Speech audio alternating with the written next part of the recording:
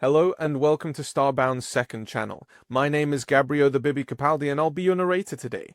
But before we get into today's story, please do check down below that you are subscribed to the channel. It's 100% free and helps us pop up on your feed a bit more often. Sidara had never imagined, even in her wildest dreams, that one day she would witness a human rise and walk after the very bones from his back were broken. Such things weren't possible. Not for her people, not for any species she knew. It began in a forest. Her mind was racing on the gnawing emptiness in her stomach as she led her two siblings through the sparse woodland in search of food.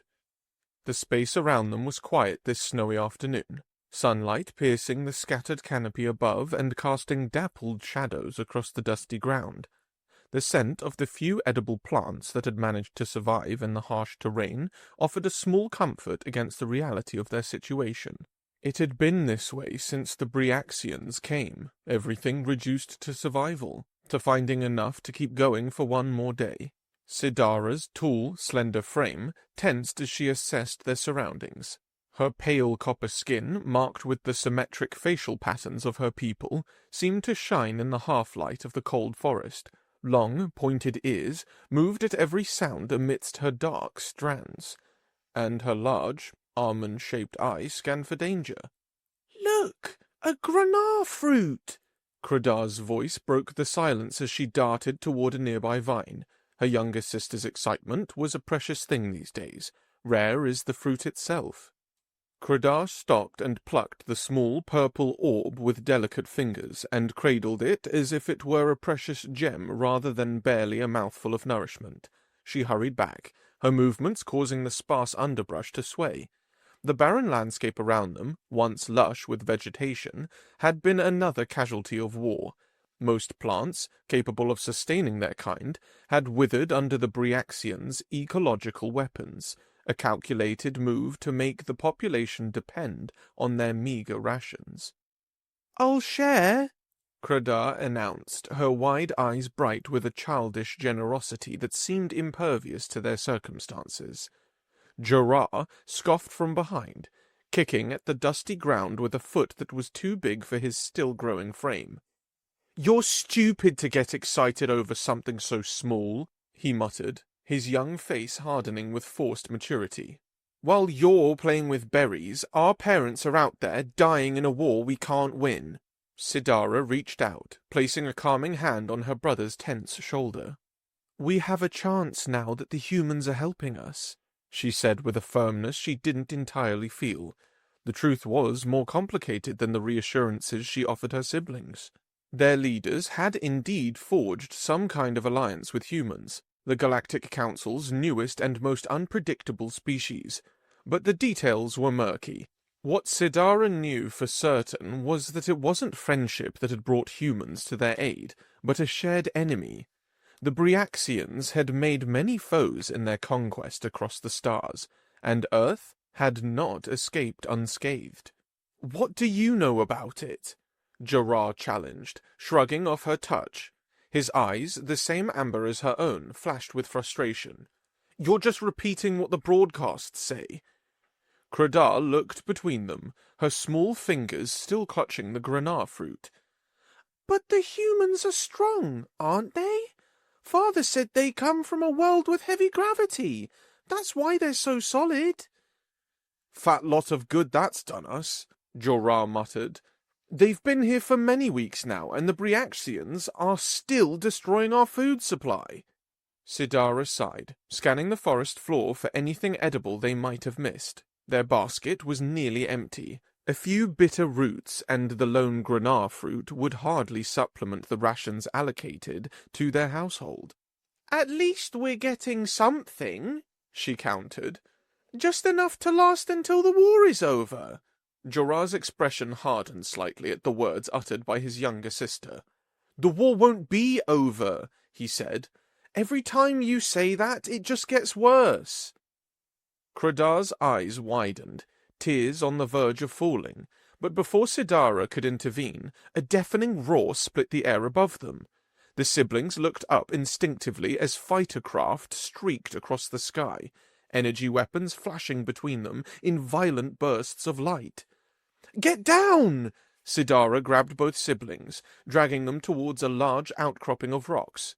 The sounds of battle intensified, the distinctive whine of human propulsion systems mixing with the deeper thrum of Bryaxian technology.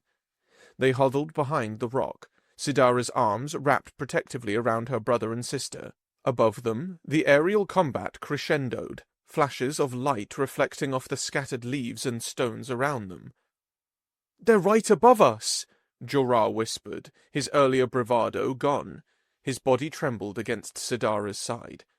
Credar pressed her face into Sidara's chest, smearing the remains of the granat fruit between them. "Are they going to see us? The Bryaxians took the Leten family when they were caught outside during curfew." Sidara tightened her grip. "They're too busy fighting. They won't notice us."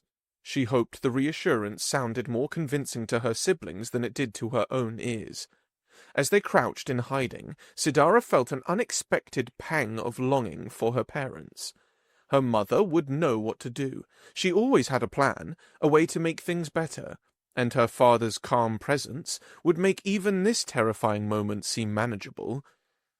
"I miss them," Credar whispered, echoing Sidara's thoughts. "I miss Mother's songs before sleep." Jorah remained silent, but Sidara felt him press closer to her side. For all his pretense at toughness, he was still just a child aching for the security that had been taken from him. When he finally spoke, his voice cracked with emotion he couldn't quite suppress. "Father promised to teach me bow hunting when the season changed," he said quietly. "He said I was old enough." Sidara rested her cheek against her brother's head. "He still will, when this is over." "When will that be?" Credar asked, looking up with tear-streaked cheeks. Before Sidara could answer, the sounds of battle began to fade. The roar of engines moved further away, the flashes of weapons fire diminishing.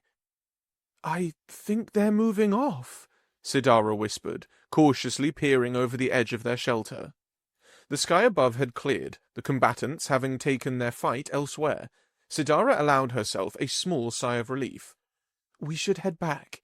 We've been gone too long already, and—" A horrific screeching noise cut through the air, followed by the sound of tearing metal and splintering wood. Something massive was coming down through the trees behind them. Something big enough to shake the ground when it hit.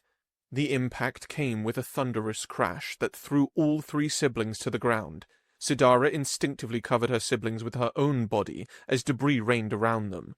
Fragments of metal, shards of wood, and clumps of earth. When the initial shock subsided, Sidara raised her head to see a fighter craft had plowed through the trees less than 100 paces from their position. One wing had been sheared off completely, and flames were already licking at the fuselage. "Stay here," she commanded, her voice steady despite the fear coursing through her. "No," Jorah grabbed her arm. "We need to run. If it's a Bryaxian ship, they'll kill us for seeing them crash." Credar's eyes were wide with terror. "What if someone's hurt inside?" Sidara hesitated, torn between the instinct to flee and the possibility that someone, perhaps one of their human allies, might need help. The craft's design wasn't immediately recognizable to her. The crash had mangled much of its distinctive features. "We'll stay hidden and watch," she decided. "If it's Bryaxian, we run. If it's human—" They didn't have to wonder long. With a pneumatic hiss, the cockpit cracked open, releasing a plume of smoke. A figure emerged, moving with obvious pain, but with a determined steadiness, and jumping to the ground. It was broader than any of Sidara's people, with a sturdy build that seemed almost stocky by comparison. No sharp claws, no protruding fangs, just a strange, flat face with a small nose and rounded ears. "It's a human!" Credar whispered in awe. Relief flooded through Sidara as she watched the human pilot survey his surroundings. When his gaze fell on them, she saw instant alertness in his eyes, the wariness of a soldier in hostile territory. But as he registered their slender forms and frightened faces, not Bryaxian faces, Something in his expression changed. Yet the moment of connection was shattered by a sudden explosion as the damaged fighter erupted in flames. The force of the blast sent a twisted piece of metal hurtling toward the human. He had no time to dodge. The debris struck him squarely in the back, driving him forward onto the ground where he lay motionless. "No!" Credar cried out, starting forward before Sidara could stop her. Jorah grabbed his little sister's arm. "We have to go, now. The Briaxians will be tracking the crash. They'll be here any minute." "We can't leave him," Credar protested, tears streaming down her face. "He came to help us."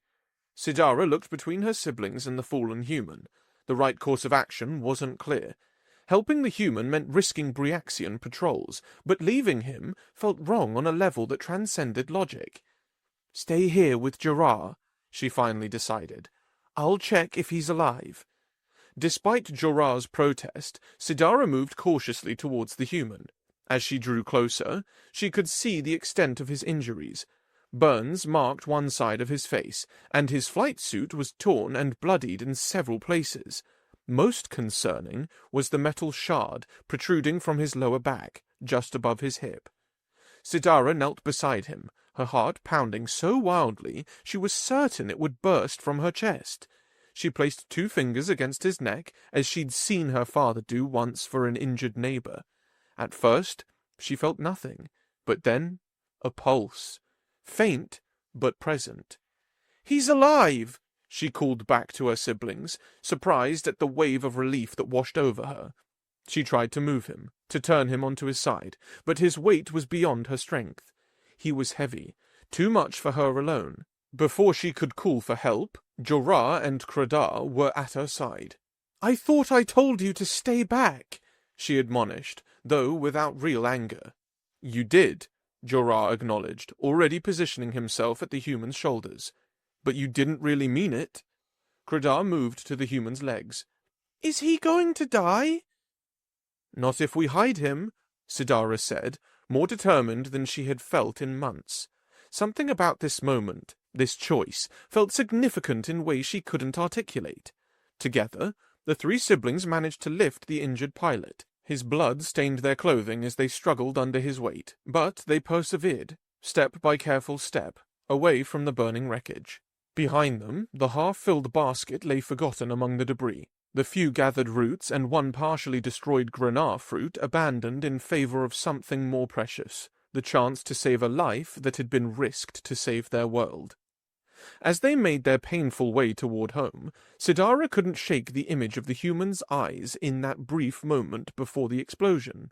The recognition, the relief, the resilience. She didn't know what consequences awaited them for harboring an injured enemy of the Briaxians, but in that moment, it didn't matter. For the first time since the invasion, they were doing more than just surviving. They were fighting back in the only way they could.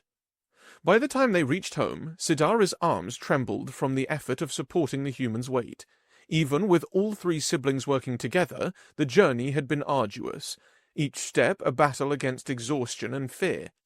"Through the door," she instructed, voice strained as they maneuvered the unconscious pilot across the threshold. Their home was a modest dwelling built into the side of a hill, a traditional design that once offered protection from seasonal storms but now served to shield them from Briaxian patrols. The main room was circular with a low ceiling supported by wooden beams, some carved with family symbols, now dulled by a fine layer of dust. Light entered through a narrow window, creating long shadows across the worn stone floor.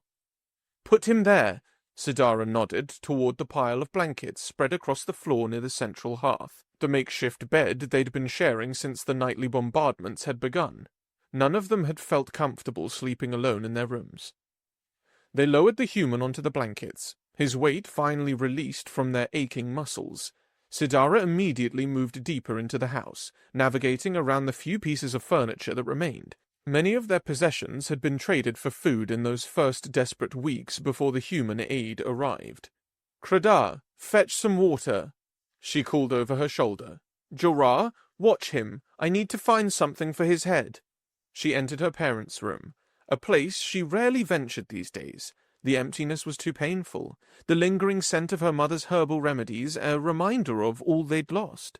She pulled a pillow from the bed and hesitated before taking a small wooden box from the shelf. Inside were the basic medical supplies her mother had always kept on hand. Nothing sophisticated, but perhaps better than nothing. Returning to the main room, Sidara knelt beside the injured human. She gently lifted his head to slide the pillow beneath it, noting how different his features were up close. His skin was lighter than hers, but he lacked the facial patterns that marked her people. His hair was cropped short, almost bristly, and a darker shade than any she'd seen among her kind. As she arranged the blankets around him, Sidara caught sight of something strapped to his side, a metallic object she recognized as a weapon. Humans carried guns, not unlike the Briaxians, though the design was different. There was also a knife secured to his ankle. Without hesitation, she removed both, setting them aside but within her reach. She had brought him into their home, but kindness and stupidity were different things. Until she knew more about him, caution seemed wise. Credar returned with a bowl of water and a clean cloth. "Is he going to die?" she whispered, eyes wide with concern. "I don't know," Sidara admitted, taking the cloth and gently cleaning dried blood from the human's face. "We've done what we can, for now." Jorah stood a few paces away, arms crossed defensively. "What if the Briaxians come looking for him? They must know a ship went down. They'll search the area." "They'll search where the ship crashed," Sidara reasoned, though uncertainty gnawed at her. "We're far enough away." "What are we supposed to do with him?" Jorah pressed. "We barely have enough food for ourselves." Sidara had no good answer. All she knew was that leaving him to die had not been an option. "We'll give him water when he wakes. Beyond that, we wait. There's nothing else we can do." The siblings settled into an uneasy vigil as afternoon faded into evening and then into night. Occasionally, explosions illuminated the sky through the narrow windows, brief flashes followed by distant rumbles. The war continued, regardless of their small drama playing out beneath this humble roof. Jorah and Credar eventually succumbed to exhaustion, curling together on another blanket spread nearby. But Sidara remained awake, her back against the wall, watching the slow rise and fall of the human's chest. She had brought a stranger into their home, an alien soldier from a species she knew little about, and now felt responsible for whatever might follow. The night deepened. The bombardments grew less frequent, then ceased altogether. Still, Sidara kept her vigil, fighting against heavy eyelids and the pull of sleep. She was staring into the dying embers of the hearth when a movement caught her attention. The human's eyes had opened. No dramatic awakening, just a slow return to consciousness. He remained still, only his eyes moving as he took in his surroundings. Sidara watched as he cautiously attempted to move his arms, then his hands, patting the areas where his weapons had been. Pain flashed across his face, but it was the absence of his gun and knife that seemed to trouble him most. "I took your weapons," she said softly, certain this human had a standard implant translator. His gaze snapped to her, eyes narrowing slightly before focusing on her face. For a moment, he said nothing, just studied her with an intensity that made her skin prickle. Then, unexpectedly, the corner of his mouth twitched upward. "Smart," he said, his voice a rough whisper.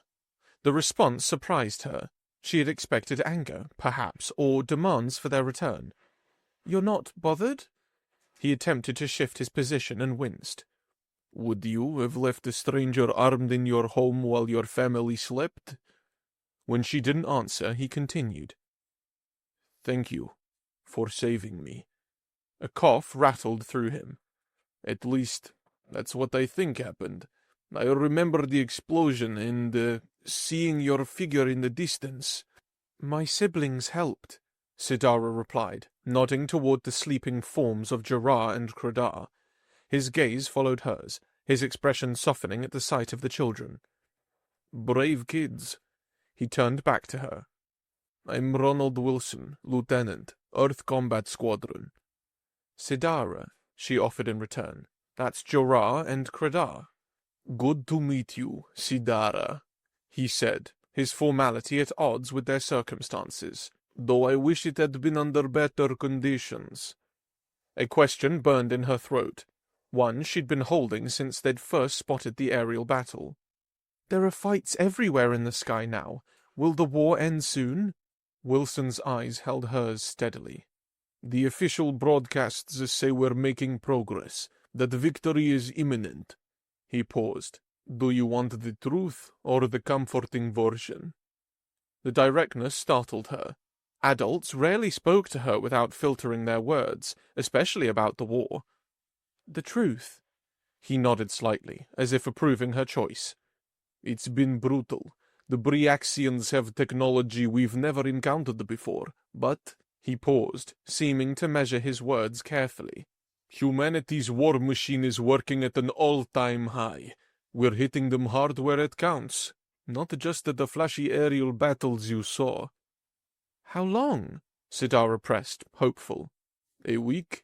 Maybe less? There was no false certainty in his voice, no empty reassurance. This battle will be over by then. My guess is that we will win. Our parents are fighting this war. Do you know anything about their chances? Sidara asked, knowing they were somewhere out there in the chaos. If they are part of the alliance, that means they're strong, skilled. He didn't make promises he couldn't keep. I won't lie to you about your parents, if that's what you're asking. War is unpredictable, but your forces have surprised even us in this joint battle. He gestured vaguely toward the window where the flashes had been visible earlier. Don't judge our chances by my pitiful aerial defeat. I was never much of a pilot. Should have joined the ground forces. I'm better in close combat. A wry smile touched his lips. Other pilots are better than me. Much better. Something about his honesty, the lack of pretense, gave Sidara a good feeling about him. Still, she left his weapons where they were. Do you need anything? Water? Water would be good, he admitted. Sidara rose and moved to the storage area where they kept their meager supplies. Their water rations were stored in salvaged containers, a hodgepodge of bottles and jugs. She selected one that was still mostly full and returned to his side. Can you sit up? She asked. Wilson grimaced but managed to raise himself slightly on one elbow. Sidara helped support his head as she drank, noting the beads of sweat that had formed on his brow from even this small exertion. How bad is it? She asked when he had finished. Your injuries?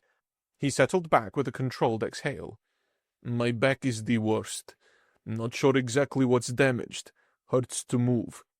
He seemed to consider something before adding, I have to survive the week. Got a wife and a daughter waiting for me back home. Really? Sidara asked, suddenly curious about this other life he had somewhere among the stars. She's about your age, I'd guess. 16 standard years? 17, Sidara corrected, surprised by how close his estimate had been. Her name's Ellie. Wilson continued, a softness entering his voice that hadn't been there before. Smart, like you. Stubborn too, I bet. Something about the way he spoke of his daughter, with pride and a touch of worry, broke through Sidara's careful composure. Tears welled unexpectedly in her eyes.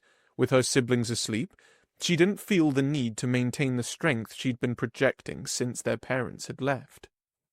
I hope my parents are as strong as you, she whispered, her voice catching. That they'll come back to us. Wilson looked at her for a long moment, his expression solemn. You know what I see when I look at you three? Strength. The kind that matters.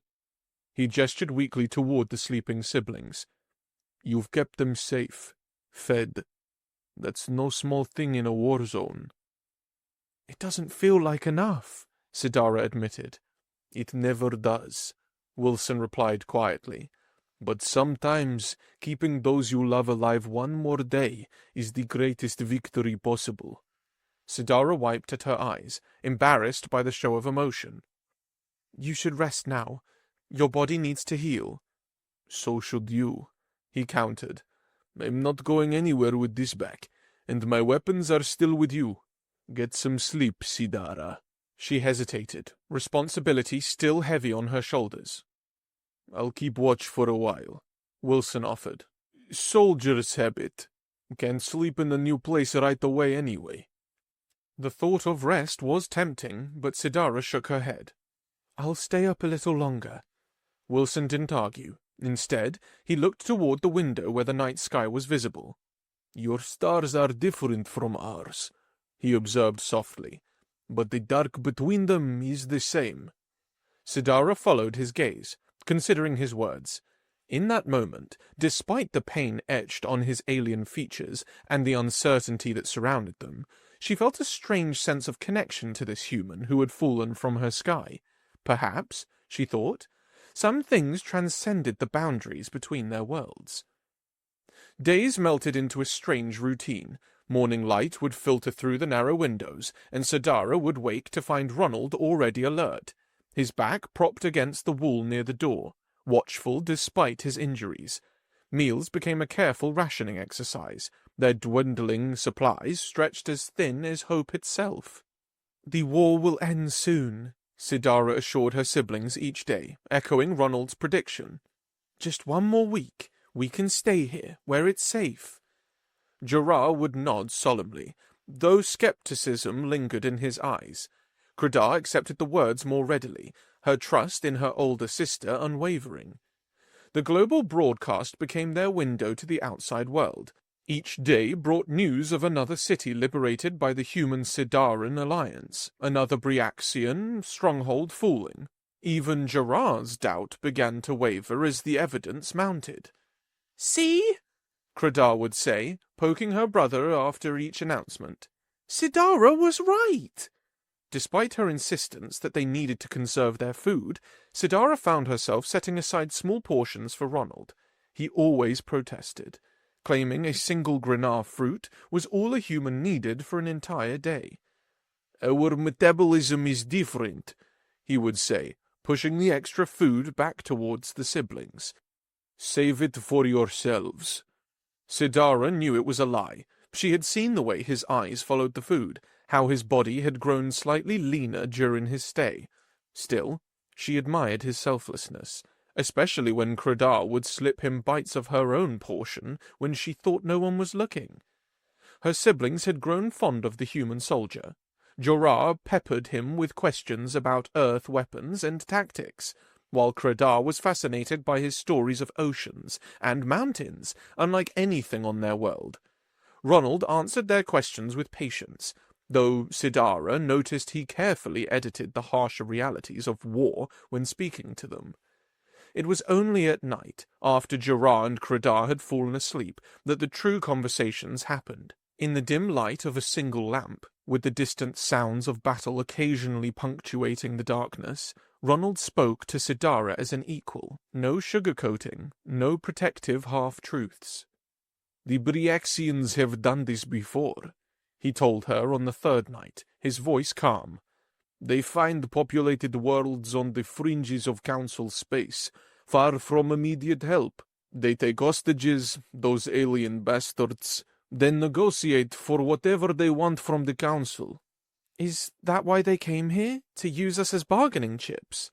The idea sickened Sidara, but it made sense in a twisted way. Ronald nodded grimly.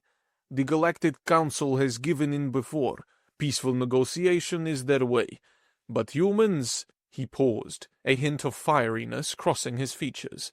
"We've only recently joined the Council. We haven't forgotten what it means to fight." "Is that why you came to help us, when the others wouldn't?" "Partially." His fingers absently traced the outline of the knife she'd returned to its place beside him at night.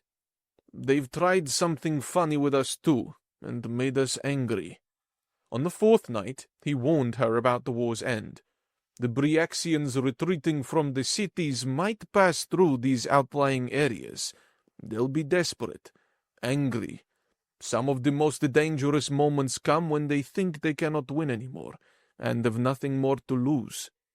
Each night, these conversations became a sanctuary for Sidara, a place where she didn't need to pretend to be strong. where she didn't need to maintain the facade of control she wore for her siblings. Ronald understood the weight she carried, perhaps because he carried his own. She watched him try to stand one evening, his face contorting with determination before he sank back down, sweat beading on his forehead.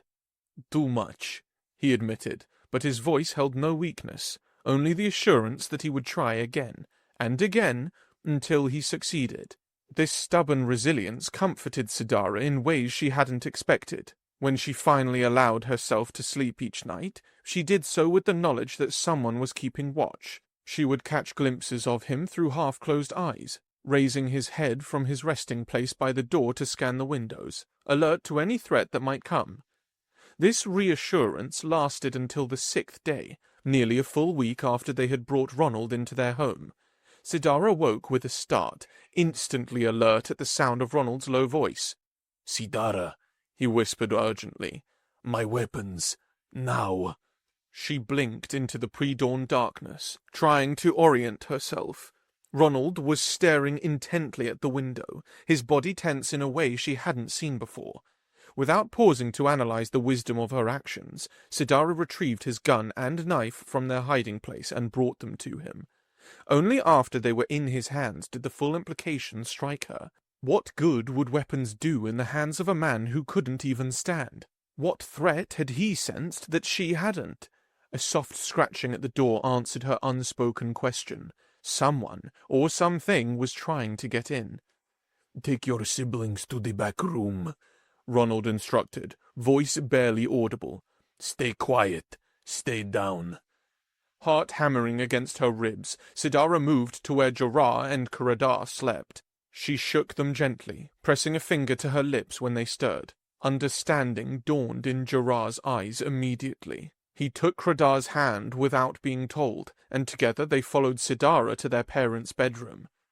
"What's happening?" Cradar whispered, fear making her voice tremble. "Shush!" Sidara pulled them both close, her back to the wall beside the doorway. "Everything will be fine." She said something else, questions or protests, but Sidara couldn't process the words. Her mind was focused entirely on the sounds from the main room, the creak of the door, the shuffle of movement. She pressed her siblings' faces against her, shielding their eyes from whatever might come. Her own eyes, however, remained fixed on the slice of the main room visible through the partially opened doorway. From this angle, she could see the spot where Ronald had been resting all week, the blanket now empty. Her gaze shifted, searching for him in the dim light. What she saw defied everything she knew about injuries and recovery. Ronald Wilson was standing, not hunched in pain or leaning against the wall for support, but fully upright, weapon raised, every muscle coiled with lethal intent. There was no hint of the agony that had marked his every movement just hours before. No evidence of the shattered bones that surely lay beneath his skin. The front door burst open with a splintering crack. Silhouetted against the pale dawn light was the unmistakable form of a Briaxian, taller than any of Sidara's people, with bone protrusions jutting from a face of intimidation rather than one of beauty. The gunshot was deafening in the confined space. The Briaxian dropped to the floor, half its face gone, dark blood spreading across the threshold. More shapes appeared in the doorway. Ronald was moving now, a fluid grace to his actions that seemed impossible for someone who had been bedridden for days. He pressed himself against the wall beside the door, knife in his free hand. Sidara turned away, pressing her siblings closer, trying to cover their ears too late. She managed to push the bedroom door mostly closed, but not before catching a glimpse of Ronald lunging forward, knife flashing. What followed was a mixture of sounds, grunts, impacts, the wet sound of blade meeting flesh, another gunshot, then silence, so complete it seemed to ring in her ears. Sidara counted her heartbeats, waiting. 1, 2, 3. 100 passed, then another. Finally she whispered to her siblings to stay put and crept towards the door. She pushed it open slowly, terrified of what she might find. 3 months later, Sidara stood in the High Elder's chamber, staring at the papers spread across the polished stone table. The war was over. The Bryaxians had been driven from their world, their fleet scattered by the combined forces of humanity and the Sidaran Defense Force. Life was slowly returning to normal, or whatever passed for normal after such devastation. The High Elder sat across from her, his elongated ears lowering slightly as he studied her expression. Despite not being particularly old, weariness had etched itself into his copper features. The patterns across his skin seemed dimmer somehow, as if the strain of leadership during wartime had drained their vitality. "You understand what you're asking," he said, not a question but a statement. "Going to Earth with your siblings would not be an easy life. You would be the first of our kind to do so, not refugees or diplomas, but something else." He seemed to struggle with the concept. "You would need to reach adulthood before you could return on your own. Quick for you, but longer for your siblings." Sidara nodded. She had considered all this already. "If you change your mind," the elder continued, "arrangements could be made. We owe you that much, after all your parents did to us." The words hung between them, not addressed. The High Elder rose from his seat and moved to the window, gazing out at the reconstruction efforts visible in the distance. "Consider one last thing," he said, turning back to her. "This human already has a family, a daughter even. You won't ever replace her. You and your siblings would be a burden to them. You would disrupt their lives, their routines. Lieutenant Wilson did his duty as a soldier. That doesn't obligate him to become your guardian." Sidara looked down at the adoption papers before her, official documents that would make Ronald Wilson and his wife her legal guardians under both Sidaran and Earth law. It had taken weeks of negotiations, unprecedented in interspecies relations. "I've considered all of that," she said quietly, reaching for the stylus. "But after meeting them, I changed my mind." She signed her name with deliberate strokes, remembering the day Ronald's wife and daughter had arrived with the medical evacuation team. She expected awkwardness, perhaps even resentment.